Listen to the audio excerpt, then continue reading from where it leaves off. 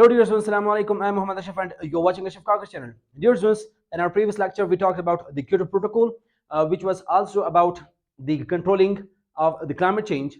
And in this lecture we will be talking about the ozone depletion, its formation, its importance, what are the ODS or the ozone depleting substances. And in the last we will be talking about the control mechanism, how the world realized that the hydrofluorocarbons, which are known as the CFCs or HFCs, which are harmful, which are hazardous for the climate. So in this lecture, we'll be talking about what the ozone is, how it is formed. देखिए, ozone is formed by three atoms of oxygen. Ozone is formed by three atoms of oxygen. How this ozone formed and where this oxygen exists? There are two kinds of ozone. One is good ozone O3 and the other is bad O3.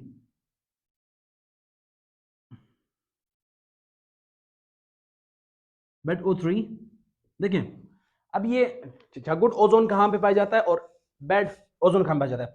जो earth के we talked about the different spheres of the atmosphere around that circulates the earth. So the first sphere, that is the troposphere, it is also called the atmosphere of the earth. Then comes the stratosphere. अच्छा, stratosphere में clear है, which you can see in this red ring. ठीक है, ये ring तशबीह देती है which of the ozone O3, but it is a good ozone. It lies in the atmosphere in very trace amount. देखिए, ये बहुत कम ही अमाउंट में स्ट्रेटोस्फीयर में पाया जाता है, which is of about 35 kilometre away from the surface of earth. ठीक है, तकरीबन 35 किलोमीटर जमीन के सरफेस से ऊपर एक लेयर पाया जाता है गैस का, which is called the ozone layer, and this ozone layer called as the good ozone. अच्छा, bad ozone वो क्या है? Bad ozone is made by the air pollutants and this exists in the troposphere. ये जमीन के surface पर ही पाया जाता है और ये बनता है by the air pollutants, by the exhaust of vehicles, of many industrialized pollutants. जो हवा में मुख्तलिफ इंडस्ट्री से जो पोल्यूटेंट निकलती है उनसे एक पोल्यूटेंट बनता है which is called as the bad O3 and this is called as the pollutant, the air pollutant. ठीक है, और जब हम बात करें ओजोन की, ठीक है, अब how the ozone is formed. देखें, ऑक्सीजन जब नॉर्मल सिचुएशन में पाया जाता है which is of about 20.8% in the atmosphere, जब ये ऑक्सीजन रिएक्ट करता है by the rays of sun, rays which are ultraviolet rays. देखें, सूरज से जो रेज निकलती है, अल्ट्रावायलेट रेज निकलती हैं, for example this is our sun. तो इनसे जो रेज निकलती हैं they comes into our atmosphere. ठीक है, अब बहुत सारे rays which are ultraviolet A rays, ultraviolet B and ultraviolet C rays. इसमें से जो ओजोन लेयर है वो इन लेयर्स को आगे जाने नहीं देता, तो जिसकी बनिस्बत this ultraviolet rays reflect back into the space. Very rare amount they just enter, which is the requirement of the earth. जितनी रिक्वायरमेंट होती है उस अल्ट्रावायलेट रेज की जमीन के ऊपर सिर्फ उतने ही रेज को अंदर जाने देती इन अ ट्रेस अमाउंट, लेकिन the majority of these rays reflect back into the atmosphere. So whenever these rays, the ultraviolet rays, react with the oxygen atoms lying into the atmosphere of earth, then it breaks out into two molecules of oxygen. इस oxygen को तोड़ देता है oxygen के atoms में. And the result क्या होता है? जब ये एटम टूट जाता है, अब जो मुख्तलिफ इंडस्ट्रीज से, मुख्तलिफ इंफ्रास्ट्रक्चरल वर्कर से जो एग्जॉस्ट निकलता है, जो पोल्यूटेंट्स हवा में निकलते हैं, in the shape of in the year 1975 इनको रियलाइज किया गया कि बहुत सारे ऐसे हार्मफुल गैसेस पाई जाती हैं विच आर द क्लोरीन. ठीक है। अच्छा, this chlorine molecule react with the oxygen atom it forms the chlorinated molecule ClO। ठीक है, अब ये ClO एटमॉस्फेयर में यहां पर बन जाता है ClO। ठीक है, इस क्लोरिनेटेड या ब्रोमिनेटेड मॉलिक्यूल्स जो मुख्तलिफ इंडस्ट्री से निकलती हैं वो react with the atom of the oxygen, resultantly this chlorinated molecule go up into the atmosphere। ठीक है, अब ये मॉलिक्यूल जो है ClO जाता है स्ट्रेटोस्फीयर में जहां पर ओजोन लेयर पाया जाता है, उसके साथ रिएक्ट करता है। ठीक है, O3 के साथ रिजल्टेंटली क्या होता है, ठीक है, ये ऑक्सीजन जब इनके साथ रिएक्ट होता है, this chlorine gets itself aloof and it forms the O2 molecules। ठीक है, ओजोन टूट कर क्या बना देता है, ऑक्सीजन मॉलिक्यूल बना देता है, और एक क्लोरीन मॉलिक्यूल जो है वो इस तरह के 1000 ओजोन मॉलिक्यूल से जाके जब अटैच होता है, इसके साथ रिएक्ट करता है, so 1000 of the ozone molecules gets destroyed. ठीक है, जब break down into the oxygen molecule. ठीक है, अब बहुत सारे जब ऐसे गैसेस जो जमीन के सरफेस से जाते हैं ओजोन की तरफ, ठीक है, and in the air it was a study we will also discuss later on at the study was carried out in by the British Antarctic survey कि एंटार्क्टिक जो है, जो जमीन का ये सरफेस है जो साउथ पोल पर पाया जाता है, वहां पर ऑक्सीजन का जो है डिप्लीशन हुआ है, which is also called as एक होल सा बना हुआ है। ठीक है, जहां पर ऑक्सीजन ओजोन का जो लेयर है वो डेप्लीट होके यहां पर होल बन चुका है, which is called the ozone hole.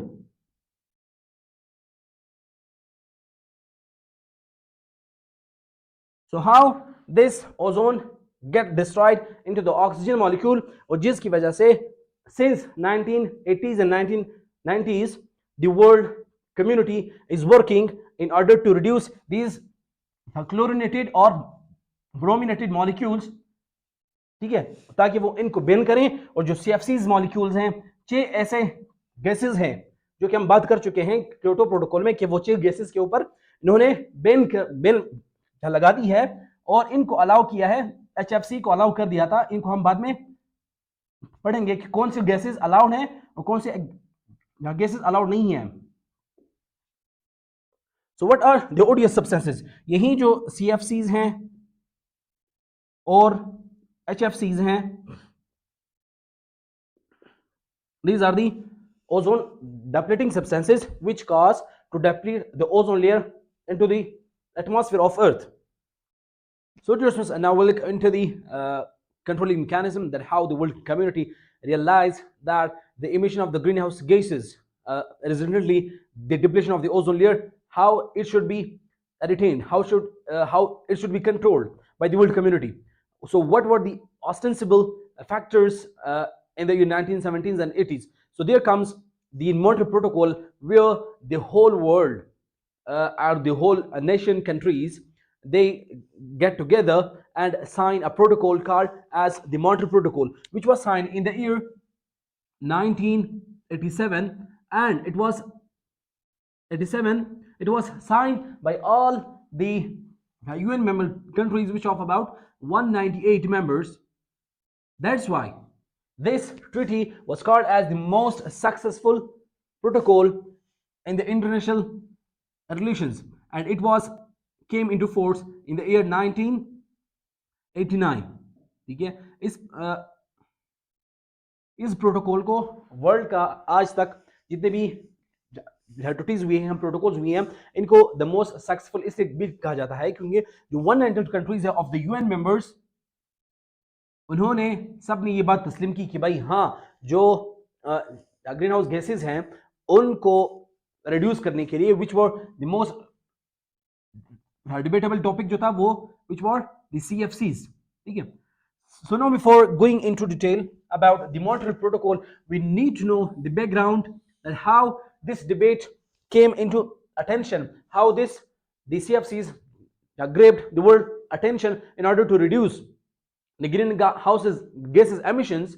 So there comes, देखिए अगर बैकग्राउंड की बात करें, so 1920s में कुछ गैसेस यूज किए जाते थे for the purpose as refrigerants, as fire extinguishers, which were the ammonia, the trichloromethane, the propane and sulfur dioxide. These were the gases that were used as to perform the function of refrigerants. ठीक है, मुख्तलिफ liquids को, ठीक है, cool करने के लिए जो मुख्तलिफ सब्सटेंसेस यूज किए जाते थे, these were the gases. But इसमें एक फॉल्ट था, they were toxic and flammable. They can caught or they could caught the gases or the fire very easily. And secondly, they were toxic. जब भी इंसानों से या एनवायरमेंट में लोगों का इन गैसेस के साथ कोई, ठीक है, अट्रैक्शन होता, so they cause toxicity for the human beings. ठीक है, तो इनसे छुटकारा हासिल करने के लिए 1937 में a scientist or a chemical scientist called as Thomas Midgley. Thomas Midgley की एक केमिकल सोसाइटी है. उसने ये कहा कि भाई he would work in order to produce a replaceable gases to replace the ammonia, trichloromethane, propane and sulfur dioxide. उसने कहा कि भाई मैं ऐसे गैसेस बनाता हूं कि जिससे ये जो टॉक्सिसिटी होती है इन्हीं and the other quality which they can catch the fire easily. So उसने क्या किया, कुछ नॉन टॉक्सिक और नॉन फ्लेमेबल कंपाउंड्स बना दिए जिसमें मौजूद था कार्बन और halogens. Halogens are the 7 columns of the periodic table जिसमें इनर्ट गैसेस होती हैं in the shape of chlorine and bromine. जो क्लोरीन ब्रोमीन केमिकली इनर्ट है, ठीक है, इनर्ट मतलब they are not toxic, use as refrigerants. ठीक है, पहले वो गैसेस यूज किए जाते थे, ठीक है, उनको रिप्लेस करने के लिए ऐसे गैसेस बनाए गए by the use of halogens in the shape of the chlorine and bromine and carbon. तो कार्बन और हैलोजेंस को यूज करने के लिए उसने एज अ रेफ्रिजरेंट के तौर पर यूज करना शुरू किया जिसमें मेजर कंपाउंड था CFC. CFC का इस्तेमाल होना शुरू हो गया और CFC से रिलेटेड जितने भी कंपाउंड्स हो. So for this compound he made a compound called as, उसने कंपाउंड बना दिया इनको मिलाकर, हैलोजेंस और कार्बन को मिलाकर, डाई क्लोरोफ्लोरोमीथेन CCl2F2, डाई क्लोरोफ्लोरोमीथेन, और इसको डब किया गया नाम एज फ्रियोन. ठीक है, इसको नाम दिया गया फ्रियोन, जिसके लिए इस थॉमस मिजली की टीम को अवार्ड दिया गया in the year 1937 by the Perkin medal. It was award was given by the chemical industries in the year 1937 जो कि है पर्किन मेडल. ठीक है, इसी को लेते हुए जो थॉमस मिजले है इनको फिर अवार्ड किया जाता है the Priestley medal which is the highest award of the American chemical society. American chemical society 1941 में इसी काम को देखते हुए अवार्ड दिया जाता है थॉमस मिजले को which is called as the Priestley medal. Priestley medal वो है अमेरिकन केमिकल सोसाइटी में which is the highest award. ठीक है, अब 1970s में जो कि ये सर्वे किया गया, ठीक है, सर्वे कहा गया कि भाई द मोस्ट प्रोडक्शन और use of CFCs reached to about 1 million tons per year. देखें, CFCs को यूज करना शुरू किया गया, उनकी प्रोडक्शन, उनकी एक्सपोर्ट इंपोर्ट यहां तक बढ़ गई कि 1 मिलियन टन उसकी प्रोडक्शन बढ़ गई पर ईयर, एक साल में. ठीक है, अब ओजोन जो गैस है which is called O3, which is called as a confusing molecule. 1970s में इस गैस को कहा गया a confusing molecule. Confusing molecule इसलिए कहा गया क्योंकि ये अगर ट्रोपोस्फेयर में हो तो it work as the photochemical smog.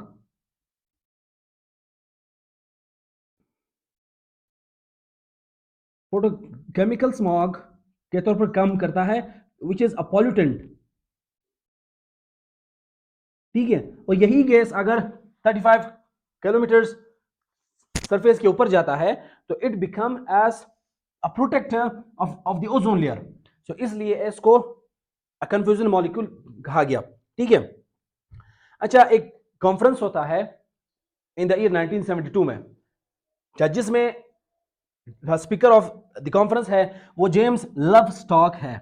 ठीक है, आप याद रखें जेम्स लव लॉक, ठीक है, कॉन्फ्रेंस का हेड होता है। उसमें मौजूद होते हैं एक शख्सियत Rowland, which was the chemistry professor at the university of California USA. वो यूएससी का एक साइंटिस्ट है, प्रोफेसर बैठा हुआ है जो कि उसकी बातें सुन रहा है जेम्स लॉ की 1972 में। वो कह रहा है कि भाई सीएफसी की प्रोडक्शन या सीएफसी टेट्राफ्लोरोकार्बन जो है वो एटमॉस्फेयर में इतनी ज्यादा मिकदार में मौजूद है कि आज तक तारीख में या आज तक एटमॉस्फेयर में इतनी ज्यादा मिकदार मौजूद नहीं थी। ठीक है, उसके एक साल के बाद Rowland which is a professor of California university, वो और अपने जो कोवर्कर है, जो रिसर्च कोवर्कर है, वो 1973 में अपना एक लैब बना लेते हैं, Roland's lab, for the knowing of concentration of CFC in the atmosphere. उसने ये बात सुनी थी भाई जेम्स लॉक के एटमॉस्फेयर में सीएफसी की कंसंट्रेशन बहुत ज्यादा है, तो उसने अपना रिसर्च का कुछ टाइम चाह दिया इन सीएफसीज की कंसंट्रेशन को ढूंढने के लिए कि आखिरकार एटमॉस्फेयर में इसकी क्या कंसंट्रेशन क्या है इसकी। सो इन 1974 एक साल की जद्दोजहद के बाद, एक साल की मेहनत के बाद, they got their work published in a journal nature. ठीक है, एक वो आर्टिकल लिखते हैं सीएफसी के रिलेटेड इन दी जर्नल नेचर में। ठीक है, उसमें हाइपोथेसिस पेश करते हैं ये दोनों, रोलैंड और मोलिना अपना हाइपोथेसिस पेश करते हैं कि भाई अगर सीएफसीज को कंट्रोल नहीं किया गया, अगर सीएफसीज की यूज उसकी प्रोडक्शन कंट्रोल नहीं किया गया तो इसका नेचर पड़ेगा ओजोन लेयर पर। ठीक है, तो इस बात को लेते हुए देन इन द ईयर 1976 जो नेशनल एकेडमीज ऑफ साइंस है, यूएसए का नेशनल एकेडमीज ऑफ साइंस, वो उनकी हाइपोथेसिस को वेरीफाई करती है, they called as the theory. और वर्ल्ड में पहली बार इन द ईयर 1978 में जो 4 फेडरल गवर्नमेंट्स है of USA, Canada, Norway and Sweden, federal level पर, गवर्नमेंट लेवल पर प्रोडक्शन ऑफ सीएफसी पर, उनकी बिजनेस पर, उनकी इंपोर्ट एक्सपोर्ट पर बैन लगा देते हैं। So just for the first time in the history, in the year 1985, after the validation of the work of Roland and Molinas, ठीक है, इनकी वर्क की वैलिडेशन के बाद in the year 1985 the ozone layer was discovered by the Antarctic survey, by the British Antarctic survey on the Antarctic Bay. Antarctic Bay है जो south pole है of the अर्थ है, ऑफ द अर्थ पे, वहां पर ब्रिटिश एंटार्क्टिक सर्वे होती है, वो डिस्कवर कर लेते हैं there is a depletion in the ozone layer और देयर इज अ होल। ठीक है, वो देखते हैं कि भाई a concentration of the ozone, stratosphere में जो कंसंट्रेशन है उनकी मेजरमेंट हर साल होती है। ठीक है, जब वो इसकी मेजरमेंट करते हैं throughout the surface of the earth या throughout around the earth, so जो अर्थ का जो साउथ पोल है, ठीक है, वहां पर वो देखते हैं उसके साउथ पोल पर ऐसा होल बना हुआ है। ठीक है, और वो होल ये बात वैलिड कर देती है कि भाई जो सीएफसीज हैं वो वाकई में they are the major cause for the depletion of the ozone layer. 1985 में सबसे पहले international community on 2 March 1985 they convene a meeting, a convention in Vienna. ठीक है, ऑस्ट्रिया में वियना के कन्वेंशन कन्वीन कर देती हैं in order to reduce the depletion of the ozone layer. ठीक है, कन्वेंशन होता है लेकिन उस पर कोई ऐसी बाइंडिंग फैक्टर्स नहीं लागू होते कि जिससे मुख्तलिफ पार्टीज ये बात तस्लीम करें कि भाई वो जो सीएफसीज रिलीज कर रहे हैं, ठीक है, एमिट कर रहे हैं, उनकी प्रोडक्शन कर रहे हैं, उनके ऊपर कोई पाबंदी लग जाए। तो उस पाबंदी न लगने की वजह से, ठीक है, ये फिर नाकाम रहती है। ठीक है, सो जो इसका मेन मकसद था in order to reduce the ozone depletion by reducing the CFCs. जो CFCs gases हैं उनको reduce किया जाए. और secondly they wanted to promote cooperation among nation states, as well as they wanted to build a framework, a foundation in order to reduce the ozone depletion. फिर 1987 में on 16th September 1987 there under the Vienna Convention की meeting होती है in Canada. Montreal is a city in Canada. Canada में Vienna convention होता है, वहां पर प्रोटोकॉल साइन किया जाता है. प्रोटोकॉल और कन्वेंशन का बुनियादी फर्क ही यही है कि भाई कन्वेंशन में there is no binding factor, no binding obligation. Protocol में ये होता है कि भाई they are committed, they have binding factors in order to commit, in order to have commitment on a particular thing. So they signed a protocol on 16 September in 1987, जिसमें UN के तमाम member countries भी sign इसको कर लेती हैं. Then it came into force on 1st January 1989 and ठीक है. और इस डे को 1 जनवरी 1989 को हर साल मनाया जाता है ओजोन डे ईयर. 1 जनवरी हमेशा हर साल जो है हर साल 1 जनवरी को ओजोन डे मनाया जाता है पूरे वर्ल्ड में. ठीक है. In order to memorize the historical background of the Montreal protocol. इसका जो बुनियादी और मेन मकसद था for the reduction of the ODS. ODS means ozone depletion substances, in which CFCs was the major component. So now we'll look into the mechanism of the Montreal Protocol. ठीक है. Montreal Protocol which work under the Vienna Convention. ठीक है. इनकी हर साल annually जो meeting होती है, तो इसमें जो most important मीटिंग है which of the conference of the parties held in Kigali, which is a city in Rwanda, is a city in a South African country, Rwanda. वहां पर कॉन्फ्रेंस ऑफ पार्टी होती है 28 COP होती है COP 28 पे on 14 अक्टूबर 2016. ठीक है. 2016 में किगाली अमेंडमेंट लिया जाता है अंडर दी मॉन्ट्रियल प्रोटोकॉल. ठीक है.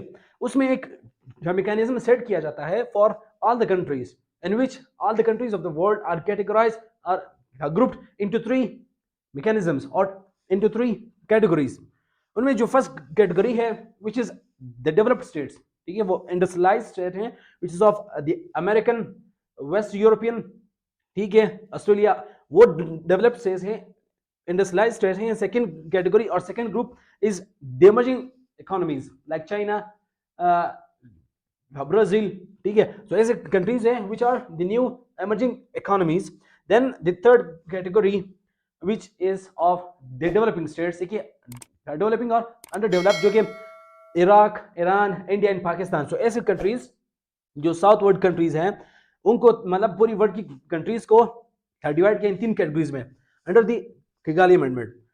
जो फर्स्ट कैटेगरी है उसको बेस टाइम दिया गया, एक बाइंडिंग टेस्ट दिए गए कि भाई 2011 से 2013 तक, क्योंकि हमने पढ़ा कि भाई मॉन्ट्रियल प्रोटोकॉल का जो मेन गोल था which was of the reduction of CFCs. ठीक है. लेकिन इस ही प्रोटोकॉल में CFCs को बैन किया गया, लेकिन अलाउ किया गया एक और गैस है which is called the HFCs, हाइड्रोफ्लोरोकार्बन्स. ठीक है.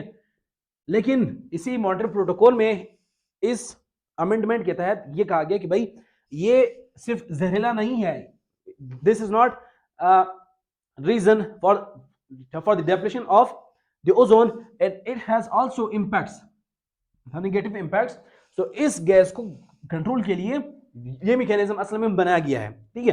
तो इसमें जो फर्स्ट ग्रुप की कंट्रीज हैं which are the developed states, इनको कहा गया कि भाई 2011 और 2013 के बीच में, ठीक है, इनको टाइम टेबल दिया कि भाई आप जितने भी इसकी प्रोडक्शन एचएफसीज की प्रोडक्शन आप कर सकते हैं, कर लें, ठीक है। 2019 के बाद ये कंट्रीज बिल्कुल उसकी एमिशन प्रोडक्शन, उनकी इंपोर्ट एक्सपोर्ट बिल्कुल बंद होगा, ठीक है। इसके आगे ये जो डेवलप्ड स्टेट्स है, इन्होंने कमिट किया कि भाई 2019 के बाद ये इन एचएफसीज को बैन करेंगे, और इनको जो मैक्सिमम टाइम दिया गया 2036 तक, they will decrease the amount of the HFCs by 85%, ठीक है, which they are producing now, ठीक है। जो क्वांटिटी में HFCs वो अभी प्रोड्यूस कर रहे हैं 2036 तक, उनकी मतलब उनमें 85% की कमी होनी चाहिए। जो सेकंड